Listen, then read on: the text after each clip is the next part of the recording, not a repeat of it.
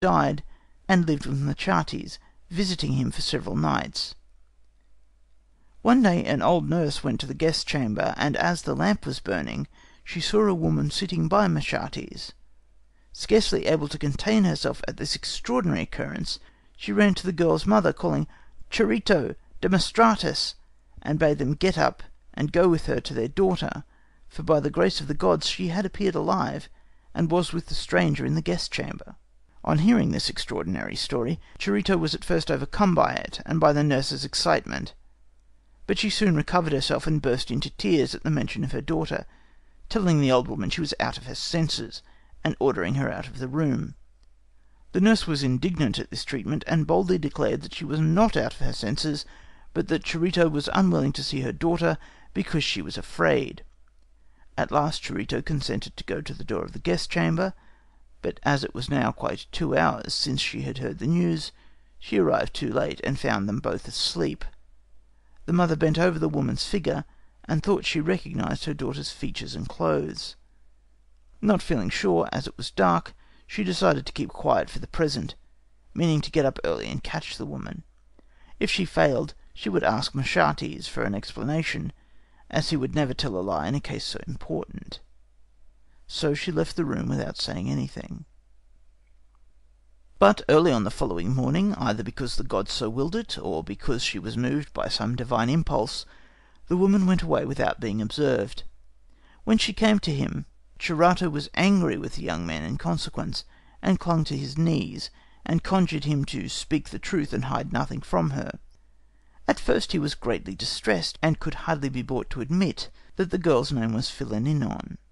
Then he described her first coming and the violence of her passion, and told how she had said that she was there without her parents' knowledge. The better to establish the truth of his story, he opened a coffer, and took out the things she had left behind her, a ring of gold which she had given him, and a belt which she had left on the previous night.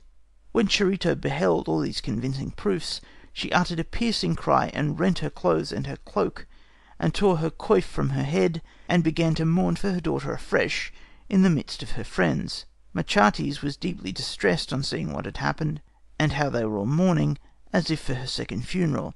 He begged them to be comforted, and promised them that they should see her if she appeared. Charito yielded, but bade him be careful how he fulfilled his promise. When night fell and the hour drew near at which Philinnion usually appeared, they were on watch for her. She came, as was her custom, and sat down upon the bed. Machates made no pretence, for he was genuinely anxious to sift the matter to the bottom, and secretly sent some slaves to call her parents. He himself could hardly believe that the woman who came to him so regularly at the same hour was really dead, and when she ate and drank with him, he began to suspect what had been suggested to him, namely, that some grave robbers had violated the tomb, and sold the clothes and gold ornaments to her father. Demostratus and Charito hastened to come at once, and when they saw her, they were at first speechless with amazement. Then, with cries of joy, they threw themselves upon their daughter. But Philinnion remained cold. "Father and mother," she said, "cruel indeed have ye been, in that ye grudged me my living with the stranger for 3 days in my father's house, for it brought harm to no one. But ye shall pay for your meddling with sorrow. I must return to the place appointed for me, though I came not hither without the will of heaven." With these words she fell down dead, and her body lay stretched upon the bed. Her parents threw themselves upon her, and the house was filled with confusion and sorrow, for the blow was heavy indeed. But the event was strange, and soon came to be known throughout the town, and finally reached my ears. During the night I kept back the crowds that gathered round the house, taking care that there should be no disturbance as the news spread. At early dawn the theatre was full.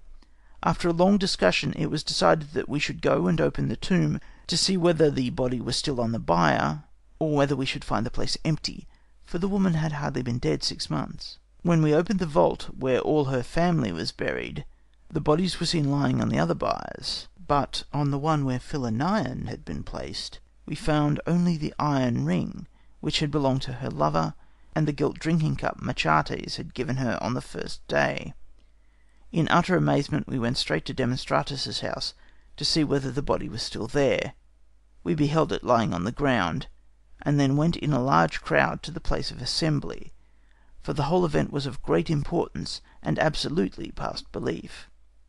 Great was the confusion, and no one could tell what to do, when Hylas, who is not only considered the best diviner among us, but is also a great authority on the interpretation of the flight of birds, and is generally well versed in his art, got up and said that the woman must be buried outside the boundaries of the city, for it was unlawful that she should be laid to rest within them, and that Hermes Chthonius and the Eumenides should be propitiated, and that all pollution would thus be removed. He ordered the temples to be reconsecrated, and the usual rites to be performed in the honour of the gods below. As for the king, in this affair he privately told me to sacrifice to Hermes, and to Zeus Xenius, and to Ares, and to perform these duties with the utmost care. We have done as he suggested. The stranger Machates, who was visited by the ghost, has committed suicide in despair. Now if you think it right I should give the king an account of all this, let me know, and I shall send some of those who gave me the various details. This story is particularly interesting as the source of Goethe's Braut von Korinth. In Goethe's poem the girl is a Christian while her lover is a pagan. Their parents are friends, and they have been betrothed in their youth. He comes to stay with her parents, knowing nothing of her death, when she appears to him.